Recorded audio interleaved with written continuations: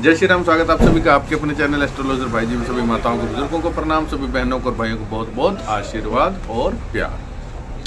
बहुत सी कुंडलियों में देखा जाता है, लोगों को हम बताते हैं कि कितने भी उपाय कर लिए लेकिन उनका कर्मफल नहीं कटता।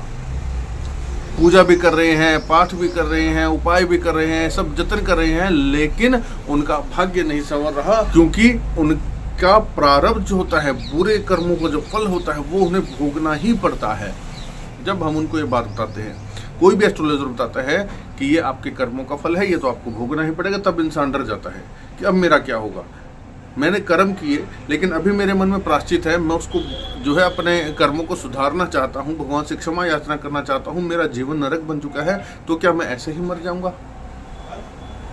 डर लगता है ना मन में, लेकिन ऐसा नहीं होता। एक ब्रह्मांड की शक्ति जो कि आपके बुरे कर्मों के फल को काट सकती है, खत्म कर सकती है। आप कोई उपाय किसी भी ग्रह का, किसी भी कुंडली के अनुसार मत कीजिए।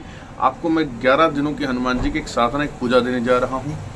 आपके कितने भी पास्ट में किए हुए बुरे कर्म हो, आपको उन कर्मों की क्षमा मिलेगी। आपके उन कर्मों को हनुमान जी माफ करेंगे और आपके जीवन को संवार देंगे। ये मैं आपको लिखित में भी दे सकता हूँ, लेकिन जो तरीका मैं बताऊंगा वो करना पड़ेगा। क्योंकि जब हनुमान जी रावण के सामने लंका दहन से पहले रावण का और हनुमान जी की बात चल रही थी, तब हनुमान जी ने क्या कहा था कि राम चरण पंकज उदधरहु, लंका अचल राज तुम करहु। कि राम जी के चरणों को अगर तुम ध्यान कर लेते हो, अपने हृदय में धर लेते हो, तो रावण तुम लंका का अचल राज करोगे। अचल मतलब जो कभी समाप्त नहीं होगा।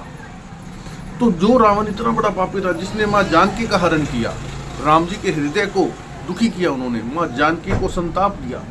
जब हनुमान जी इतने विश्वास के साथ उसके कर्मों को माफ कर सकते हैं, तो आपके कर्म बहुत ही छोटे हैं। तो आपको क्या करना है? हनुमान जी की शरण में आना है। आपको ये उपाय किसी भी शुक्ल पक्ष के मंगलवार से शुरू करना है।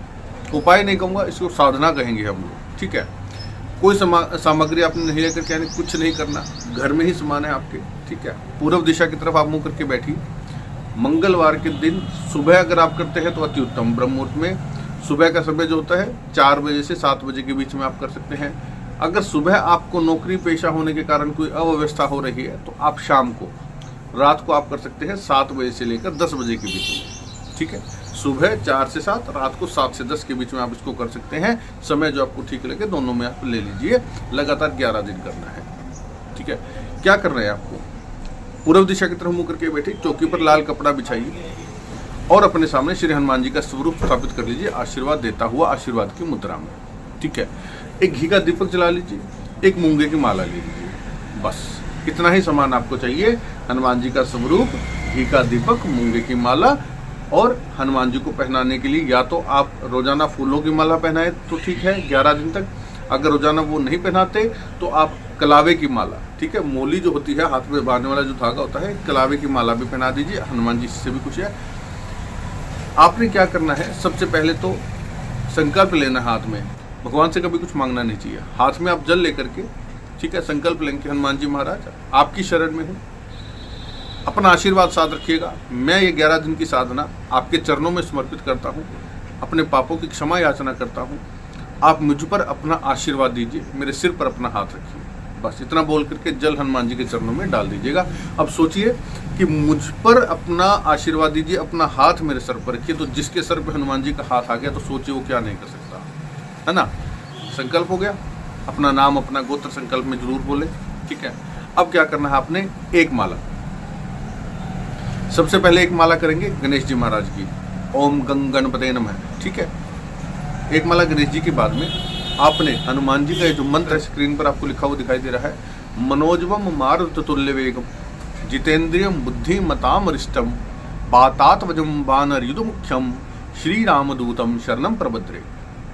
इसका क्या अर्थ हुआ कि मन से भी तेज जिनकी गति है, वायु के समान जो है, और सभी इंद्रियों को जीतने में जो सर्वश्रेष्ठ हैं, ऐसे हनुमान जी की शरण में मैं अपने आप को समर्पित करता हूँ।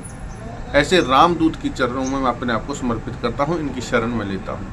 अब सोचिए, जो हनुमान जी की शरण में चला गया, उसके ऊपर हनुमान जी के साथ साथ राम जी की, शंकर जी की, माँ जानकी की, सबकी कृपा स्वतः ही आ जाएगी। और आपने इसकी 11 माला रोजाना करनी है। जी हाँ, समय जरूर लगेगा, लेकिन अगर कर्मों के फल को काटना है तो इतना समय आपको देना पड़ेगा। कोई शॉर्टकट मत सोचिएगा। 11 माला आपको इस मंत्र की रोजाना करनी है 11 दिन तक। और एक नियम और रहेगा, जिस समय आपने पहले दिन शुरू की है, ठीक है, मान लीजिए आज मंगलवार है, आपने शुरू कर दिया सुबह 7 बजे, तो रोजाना आप उसी समय बैठेंगे। ये नहीं कि आज 7:10 कोई बात नहीं, थोड़ी देर लेट कर लेंगे, या चलो आज जल्दी है तो थोड़ा पहले कर लिया। नहीं, ये 11 दिन आपके समर्पित होने चाहिए। सारे काम छोड़ दो भैया, ठीक है। आप उसी टाइम बैठेंगे।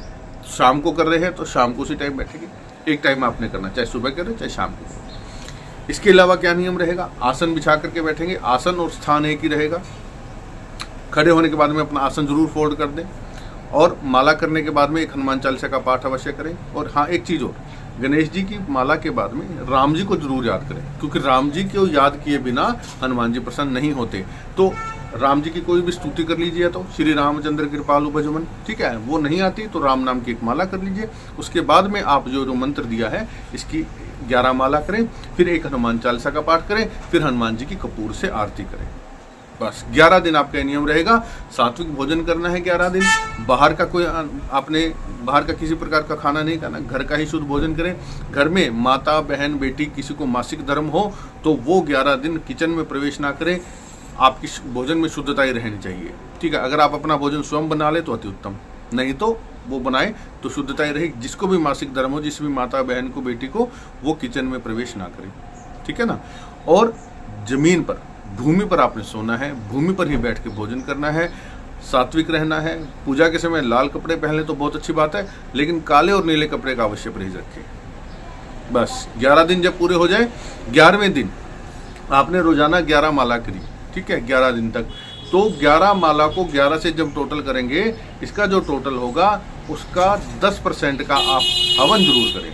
हवन कैसे होगा कि गोलागिरी जो होता है, खोपरा जिसको बोलते हैं, स्थानीय भाषाओं में गोला भी बोल देते हैं, नारियल भी बोल देते हैं, ठीक है। उसका या कोकोनट पाउडर भी ले सकते हैं आप। उसके अंदर थोड़ी सी सामग्री मिलाइए, थोड़ा सा उसके अंदर बूरा चीनी मिलाइए, और 10% जो आपने मंत्र जाप किया है 11 दिन में, इसके 10% की आप आहुतियाँ इसी मंत्र की लगाएं। और जो है आम की या जो होती है शमी की, समीदा जो होगी, लकड़ी होगी, उससे आप हवन कर लीजिए। अगर आप किसी ब्राह्मण से बुला करके करवा लेते हैं तो वो भी अच्छा रहेगा, जैसे आपको सुविधा हो, ठीक है ना। नहीं तो आप और काम सरल कर सकते हैं कि आप गाय के गोबर जो होता है उसका उपला ले लीजिए, थेपड़ी जिसको बोलते हैं, पंजाबी भाषा में से पाथी भी बोलते हैं, वो लेकर के आप उसको जला लीजिए, और उसके ऊपर भी आप जला करके आप इसकी 10% की आहुतियाँ आप लगा सकते हैं इसी मंत्र की। बस इतना सा आप कीजिए, और आप देखेंगे कि किस प्रकार हनुमान जी की कृपा आपके ऊपर आती है। अब ये ना हो कि 11 दिन ये कर ले, उसके बाद में आप फिर से बुरे कर्मों में लग जाएं, आपको मांस मदिरा वगैरह इन सब चीज़ों में लग जाए। नहीं, आपने हमेशा ही अच्छा आचरण रखना है, हमेशा अच्छा व्यवहार रखना है, शुद्ध सात्विक खाना हमेशा खाना चाहिए आपको। हमेशा वो करें जो हनुमान जी को पसंद है, जो हनुमान जी को प्रिय है। कभी भी आपके ऊपर बुरा समय नहीं आएगा। बुरा समय जो है वो टल जाएगा, आपके अपराध हनुमान जी क्षमा कर देंगे। करके देखिएगा, आजमाया हुआ, किया हुआ, ये एक सिद्धि का तरीका है, आपको अवश्य लाभ मिलेगा। माताएं भी कर सकती हैं, बहनें भी कर सकती हैं, ठीक है ना। तो वीडियो को ज़्यादा से ज़्यादा शेयर करते हैं। जो लोग अपने पाप कर्मों को ख़त्म करना चाहते हैं वो इसको ज़रूर करें। वीडियो को पूरा देखने के लिए धन्यवाद। जय श्री राम।